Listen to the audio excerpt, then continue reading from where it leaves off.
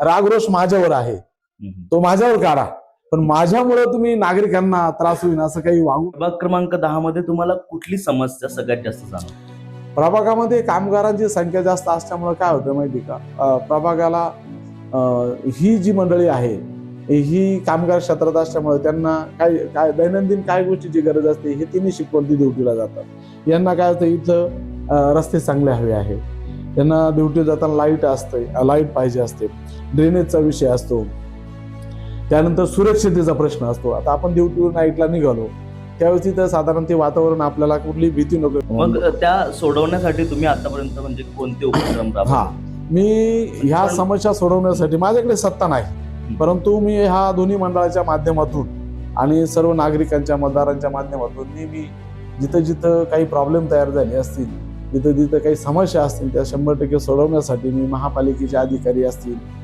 त्याच्यानंतर विद्यमान नगरसेवक असतील, भले ते दुसऱ्या पक्षाचे असो, तरी मी नागरिकांसाठी त्यांच्या बरोबर सातत्याने हात मिळवणी केली असेल. तुमचं रागरोष माझ्यावर आहे, तो माझ्यावर काढा, पण माझ्यामुळे तुम्ही नागरिकांना त्रास होईल असं काही वागू नका.